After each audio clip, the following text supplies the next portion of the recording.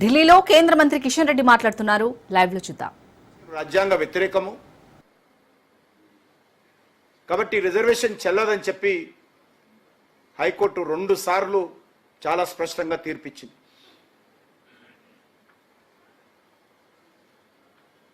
మళ్ళీ ఈరోజు అదే పద్ధతిలో ఆ 4% కూడా సుప్రీంకోర్టు నుంచి స్టే తెచ్చుకొని ఇంకా కొనసాగిస్తున్నారు.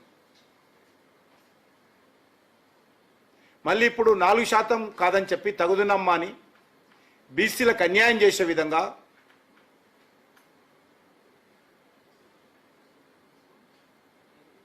నాలుగు శాతాన్ని 10% పెంచి ఈరోజు 42%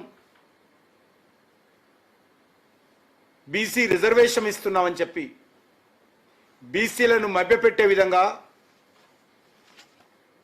ఈరోజు కాంగ్రెస్ పార్టీ వ్యవహారం చేస్తూ ఉంది.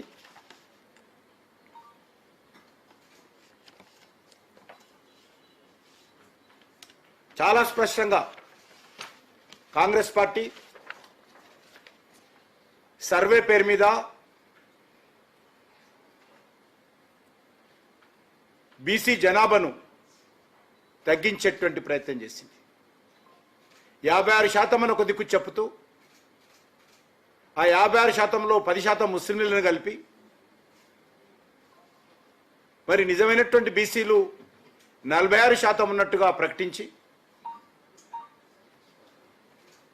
ఈ యొక్క రిజర్వేషన్ ప్రక్రియపై అనేక రకాల డొంక తిరుగుడు ప్రచారాలతో ప్రజలను మభ్యపెట్టే విధంగా ఈరోజు ప్రయత్నం చేస్తూ ఉంది.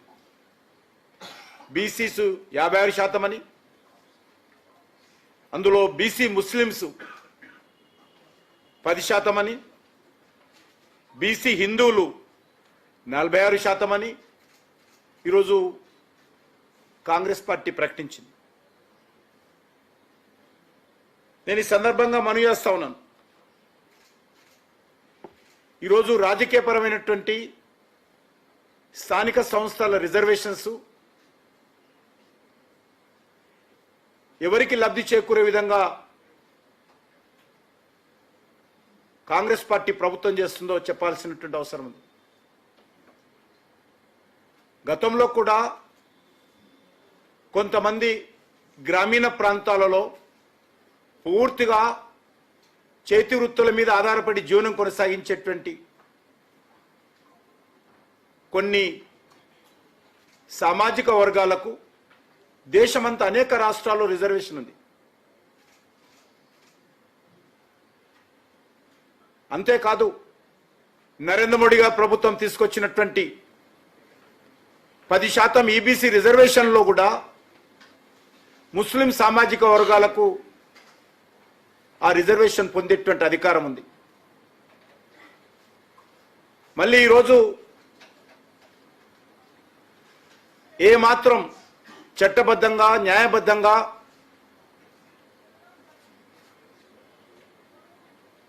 అమలుకు నోచుకోలేనటువంటి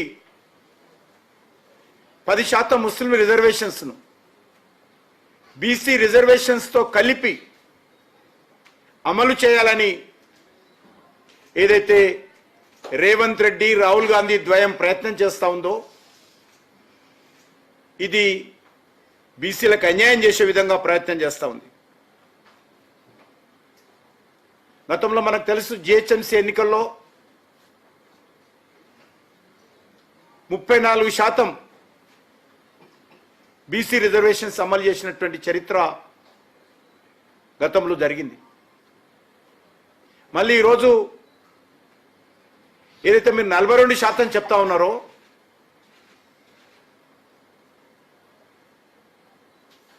మరి ఈ యొక్క 42% రాజకీయ రిజర్వేషన్స్లో బీసీ రిజర్వేషన్ తగ్గిందా పెరిగిందా రేవంత్ రెడ్డి చెప్పాలి. గతంలో ఇదే హైదరాబాద్ నగరంలో 150 మున్సిపల్ డివిజన్స్ ఉంటే కార్పొరేషన్లో జిహెచ్ఎంసీలో 50 డివిజన్స్ బీసీలకు రిజర్వేషన్ చేయడం జరిగింది. మరి టిఆర్ఎస్ పార్టీ ఆ రోజు బీసీలకు అన్యాయం చేసింది. అంతకుముందు కాంగ్రెస్ పార్టీ ఆ 50 బీసీ సీట్లలో 30 సీట్లు బీసీయేతరులు గెలిచారు, మజ్లిస్ పార్టీ వాళ్ళు గెలిచారు.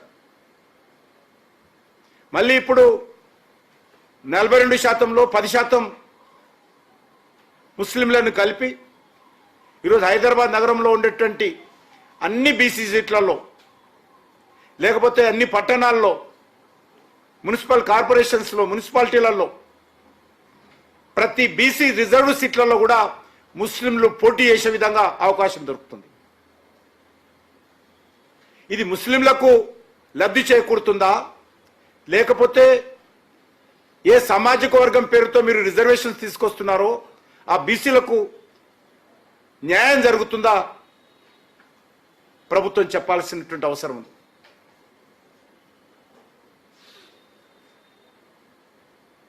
చాలా పెద్ద ఎత్తున మేమేదో ఉద్ధరించామనే విధంగా నిన్న మొన్న ముఖ్యమంత్రి గారు ఢిల్లీలో చంకలు కొట్టుకుంటున్నారు. రాహుల్ గాంధీ గారు బల్లలు చరుస్తా ఉన్నారు. మీరు చంకలు కొట్టుకున్నంత మాత్రాన, బల్లలు చర్చినంత మాత్రాన ఈ రిజర్వేషన్ల ద్వారా రాజకీయపరమైనటువంటి లబ్ధి బీసీలకు జరిగే అవకాశం లేకుండా మీరు ముస్లింలను కలిపారు. ఓ కాలంలో హైదరాబాద్ నగరంలో 34% రిజర్వేషన్ బీసీలకు చట్టబద్ధంగా స్థానిక సంస్థల్లో ఉంటే ఈరోజు మీరు దాన్ని 2% తగ్గే విధంగా 32% వచ్చే విధంగా బీసీలకు చేరుస్తా ఉన్నారు. ఇది అసదుద్దీన్ ఓవైసీ యొక్క పార్టీకి లబ్ధి చేకూరింది. లేకపోతే కాంగ్రెస్ పార్టీలో ఉన్నటువంటి షబ్బీర్ అలీలో అజారుద్దీన్ లాంటి నాయకులకు రిజర్వేషన్ కల్పించే విధంగా ఈ యొక్క 42% రిజర్వేషన్ తీసుకొచ్చారు.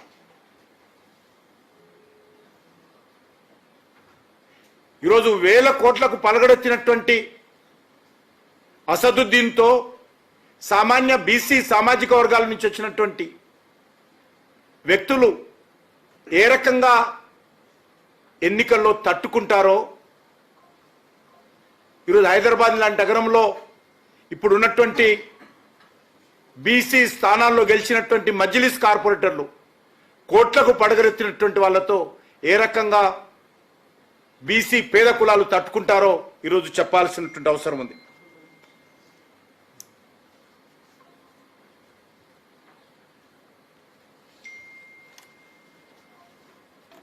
వాస్తవ పరిస్థితులు ఈ రకంగా ఉంటే